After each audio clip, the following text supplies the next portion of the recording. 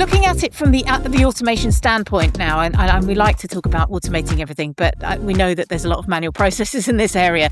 Mike, what sort of challenges have we got ahead in terms of automation?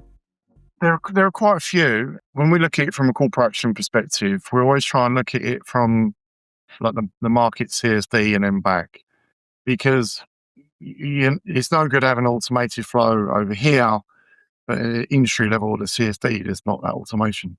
So we lobby a lot of all the CSDs in terms of automating market claims, transformations, and also under T+1 recommendations, buyer protection. So whatever they automate, we're a recipient of. And then what they don't automate, we have to try and find an automated way of doing what is not done.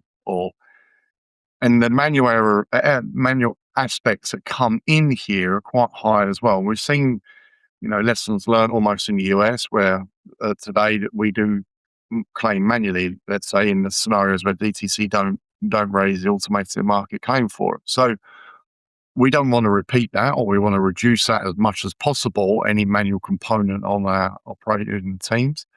And also, I think from an industry perspective, we need to ensure that, again, if we look at Europe as a whole, as a continent, we want to be attractive, don't we, for investors?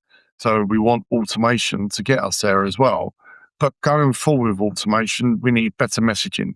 And I think that the two are aligned. So at the moment, there's a lot going on in the corporate action space with regards to messaging. We've got new Swift releases this year. We'll have more dedicated messages and retrofit from 20022 to 15022. We're going to have some dedicated stuff for market claims, whereas today, traditionally, we just get the 566 because the claim's settled. But what about actually the creation of the claim? What about the status of the claim, matching and like a settlement transaction? Those are available now. So the automation and the messaging opportunity we have is the best we'll have for a very long time. I think T+1 is helping drive that as well, because obviously you need significant market change to make significant changes. And I think this allows everybody to take advantage of the opportunity to automate. Sure, T+1 is a challenge, but it's also an important opportunity for everybody in the back office and the middle office, for that matter, and probably the front office, I should add. Richard? So, I think, yes, there's challenge. I think there's also opportunity, as Mike said. This is a real opportunity for us to look at the entire market infrastructure from front to back, and for people to really scrutinize what they're doing and how they do it. There is a lot that can be solved for in terms of automation. Again, when we talk about claims processing, standardization, messaging, there are also things where automation can't solve. If we're talking about the condensed time frame and the voluntary corporate action, I'm only as good as my counterparty that matches and delivers on the trade. So I think any opportunity where we can automate, we should do. But, we also need to consider areas where we can't and how best to solve for them challenges. Sure. Martin, do you want to add on the sort of issuer side as well?